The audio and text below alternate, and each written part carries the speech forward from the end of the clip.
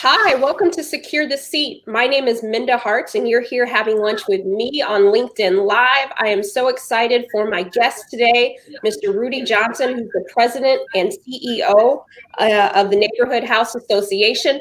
Welcome, Rudy. Of the Neighborhood House Association. Welcome, Rudy. Thank you, Minda. Thank you for having me. Yes, and thank you to everybody who is joining with us. I know you could be anywhere on the internet right now, but you're here with us. Today, we're going to actually be talking about the making of a manager. I know oftentimes people say they love where they work, but they often don't like who they work for. And so if you have any questions why I am having conversation with Rudy, please chime in. We want to get those questions too. But Rudy, can you tell everybody just a little bit more about you and your career? Rudy, can you tell everybody just a little bit more about you and your career? Absolutely. I grew up here in San Diego. I run an organization that I'm also a product of. In 1968, I went through this very same Head Start program, went to high school here in San Diego, did my undergrad at Texas Southern University, came back home, finished up at San Diego State for my graduate work, served as the general manager of the San Diego Convention Center, and then 14 years ago was fortunate enough to be appointed as president and CEO of this organization at the Neighborhood House Association. Amazing. And we thank you for your leadership. And I know that people are going to want to learn more about your story as we get into it. But one of the things I want to talk to you about is leadership in management. In your opinion, Rudy, what should our organizations and companies be doing to help their managers manage through a lens of equity, belonging, and inclusion, which is important at any time, but definitely right now in the current climate that we're in?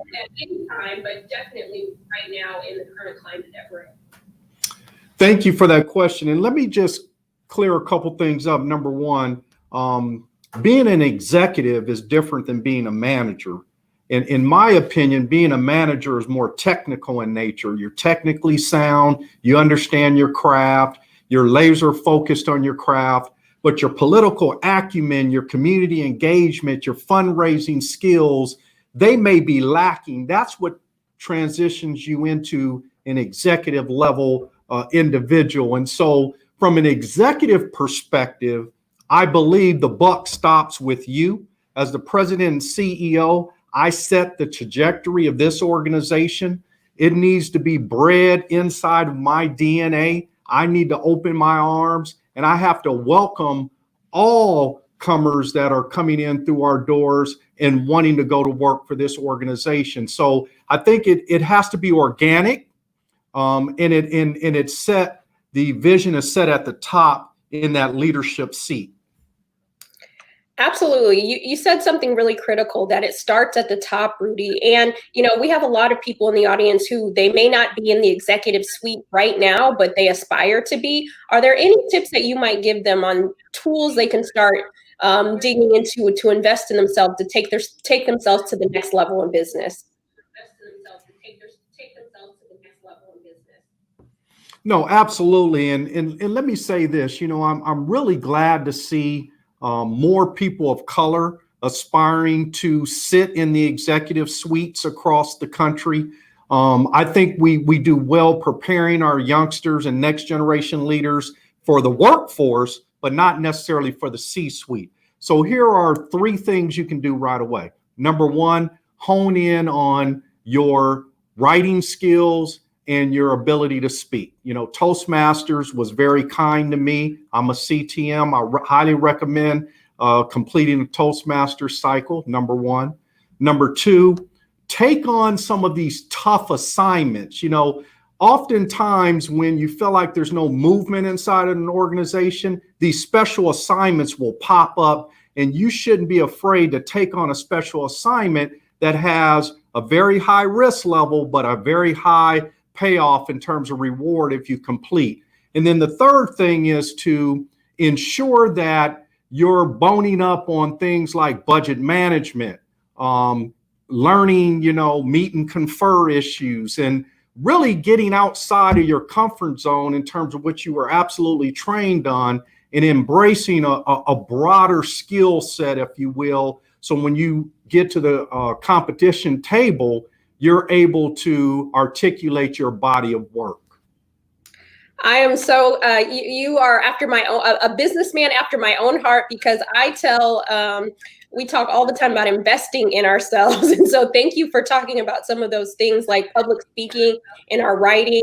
It's something, in my opinion, that has helped exponentially position me at tables I probably had no business being at when I did, but because I invested in the right way. So thank you, Rudy, for talking about that. And I also want to remind you all to make sure that you put your questions in the chat for us, because I want to make sure that we get to a few of those before our conversation ends today. But Rudy, I want to jump back into management, because again, I think a lot of, especially people of color, women of color, Black women, we tend to, because of the system, kind of hit our head on that middle rung on the ladder, right? So it's very hard to break in sometimes into the executive suite. So I'm so glad that we're having this conversation. Tell us how you stretched yourself as a leader over your career and any lessons learned.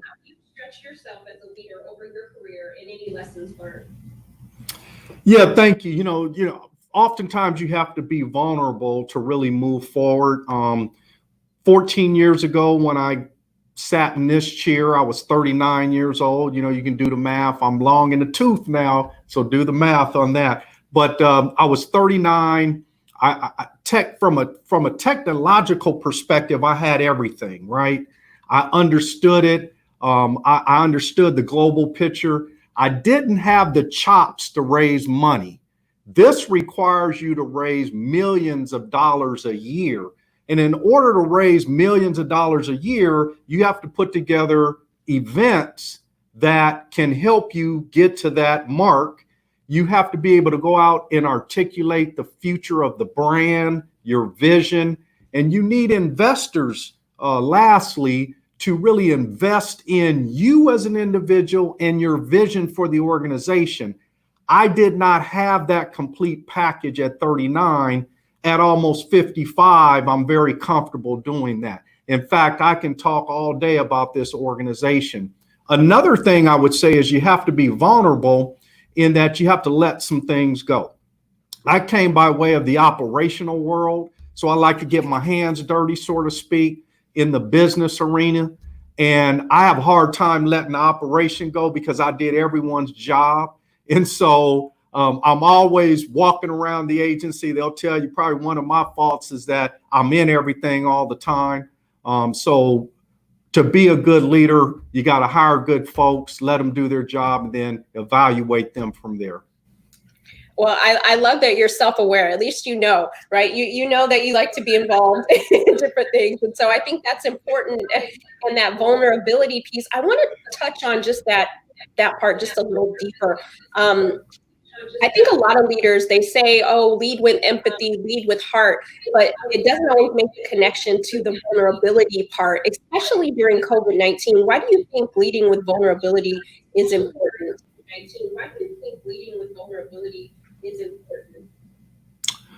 Well, you know, I think the jury's still out. I don't think there's any one way to lead, first of all. I think you have to lead according to what you're dealing with, right?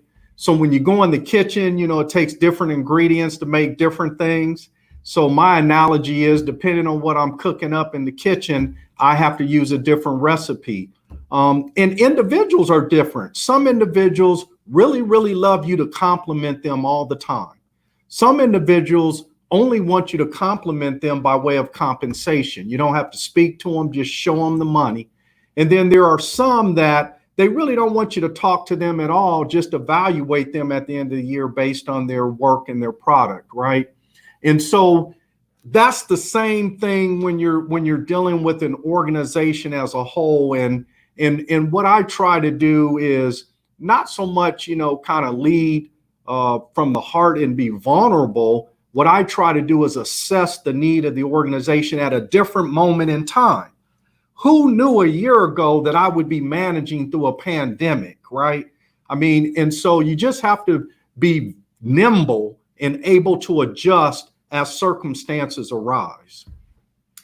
Absolutely. And I'm glad you made that point that there's no one way to lead. I think sometimes the misconception about leadership is you do these 10 steps and voila, that's how it goes down. But you have to actually assess what your needs are and your culture's needs as well. So thank you for that. Remember, if you have any questions, please make sure that you put them in the chat box. But I want to ask you another question. I guess digging into, again, the making of a good manager, but what are some key ingredients that you think that you've seen over your leadership and management that has prepared the next, or that will prepare the next generation of leaders? Are there any ingredients? I know you said vulnerability, it's nice to have that. Are there any other things that you think that our leaders should be thinking about as they're honing in on their leadership styles? Well, just like you hear in the medical field, know your numbers. I remember many, many years ago when I was in my early 20s, about to leave the city of San Diego as a young civil engineer, and pack my stuff and head to the convention center. A fire chief who happened to be an African-American male and I would interact periodically, and he would always carry this folder under his arm. And one thing I asked him one day, I said, Chief Osby, why do you always have that same folder under your arm? He said, Rudy, I carry my departmental budget with me everywhere I go. So going back to the statement, always know your numbers. One thing I think the team will tell you, I may forget little things or I may not be familiar with some small things, but I know the $110 million operational budget inside and out. So my point is, understand your budget in order to be a good operator. Don't rely on someone else to know your numbers. Know your numbers for yourself. And I'll say this one last thing. You don't manage your home that way. You always know how much is inside your checking or savings account at home, and you won't overrun that. And work is no different. I love that, Rudy. And I have a question from the audience. They want to know, what does it take to go from good to great as a leader or a manager, in your opinion? Go from good to great as a leader or a manager, in your opinion? Well, I think the first thing you have to do is you have to strive to be great. So it takes a mindset. It goes back to, that seat, that CEO or executive director seat. And it takes a system. You have to build a system or an environment of greatness, right? From the way you come through the door, how you dress, how you interact, customer service, how you move around. Now, are you going to be perfect? No. But if you strive to be great and you're at a, maybe a mediocre level, then you can at least push to be good, right? And if you're good and you're striving to be great, I think over time you're going to creep towards great. And again, I'll say this, it's body of work. I don't look at one or two things that I did last week because I did 100 things bad and maybe 2 good. I look at my 14-year career and have I moved this organization from where I found it to where it is today? And if the answer is yes, which, by the way, only history can judge me on that, then I've done a good service for this organization. Amen. Amen. I love that. We have another question from the audience, and they said, where does accountability tie into being a good manager or a good leader? Because oftentimes, I'm paraphrasing, we don't see a lot of our CEOs and managers take accountability for when there might have been a misstep or calculations, et cetera.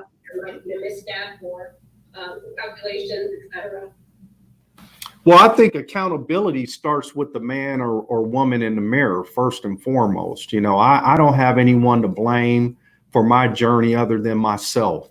And then I look at individuals that I handpick to help me run this organization. And then I look at the rank and file from there. You just kind of go through the tiers of the organizational structure. But I think that's why you evaluate individuals. You hold them accountable. You set goals at the top of the year. You evaluate those goals.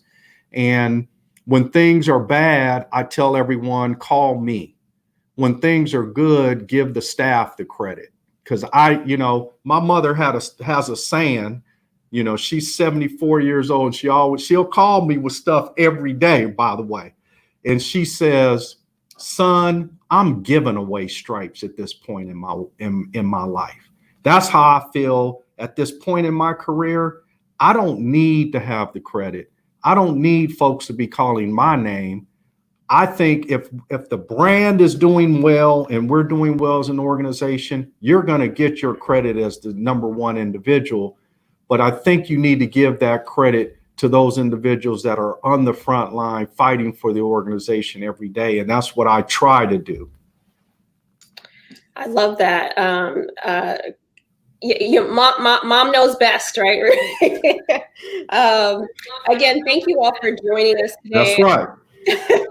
I'm going to roll into our 2 bonus questions. If you have any questions that you just have to get out, make sure that you put them in the chat now. But Rudy, I am a lover of grit and rap lyrics, and I cannot let you leave without asking you, what is your favorite rap lyric and why?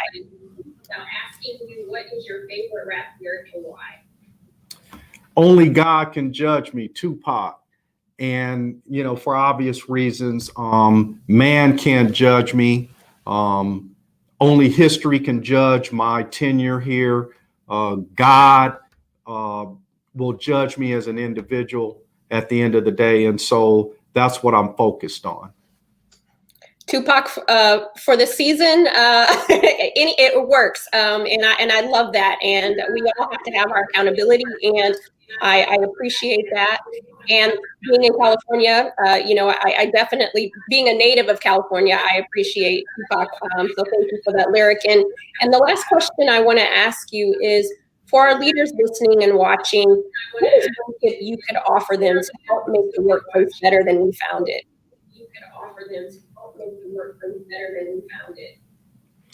Well, I think if you, are patient with yourself, first and foremost. I think a lot of executives and managers, they want to come in, they want to kick the door open and see immediate response. Be patient with yourself, and then really look at, and I'll go back to a phrase I've been using a few times during this interview, it's the body of work. It's not 1 or 2 things you did good or bad. It really is, you know, my accumulation of work. Did I move the needle? Did I make a difference? Did I leave this organization better than when I found it? Is the brand transformed? Is it improving? Those are the things that you have to evaluate as a manager or an executive at the end of the day. Yes, absolutely. And we have time to take 2 more questions from the chat before we let you go. But Rudy, this has been such a great conversation. We appreciate you and your leadership. One question from our audience is, for someone who is scared to lean into their leadership, what advice do you have for them?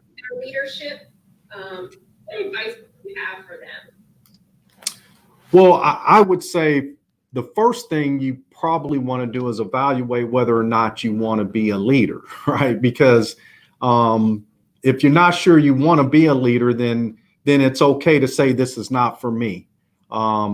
Sometimes you just want to be a number 2 or number 3 in an organization. And there are days that I wake up and I say, you know, I'll be a great number 2, number 3, no pressure. You know, I can go in, just do what's in my lane, not be accountable, take no risk. But you have to lean into this. If you want to be a visionary, if you want to be a leader, it's going to be some pain associated with it. And you got to be willing to accept that pain. You have to be willing to accept the criticism. And then at some point, you know, individuals will see the true you emerge. I think that's a really good point, because I think we put a lot of emphasis sometimes at having a seat at the table and, you know, being the boss, if you will. But it's okay to decide that you want to play a different position in the game, right? Oh, absolutely. You know, I played sports. I was a football player and I was a quarterback, and that's the most riskiest position in the world, because you're in on every play. You're taking a snap every offensive play. And some folks, they may just want to be a receiver or something that's not involved with handling the ball every down, right? So that's the way I see being a CEO or an executive director versus a number two inside, or there's always someone shielding you. There's always someone that you can blame other than yourself. When you're at that number one seat, there really is, again, it's the man or woman in the mirror. That who has to answer for the good, the bad, and the ugly. Absolutely. And one last question that we have time for is, are you reading any books that you found useful along the way? Are you reading any books that you found useful along the way? It's funny that you mentioned that. Make Me Want to Holler was probably one of the most profound books that I've read. I'm more of a technical reader. I'm reading every single day briefings. I'm reading, budgetary reports. I'm reading assessments. I'm reading, specifications. I'm reading bid packages. I'm still operationally active, even though I'm the president and CEO. But Make Me Want to Holler is definitely a book that I would highly recommend. And it's not just from a managerial perspective, just from, a social justice perspective, really painting the picture for me from how far, I came from 31st and Ocean View. There's a 31st and Ocean View in every city in America. I know that.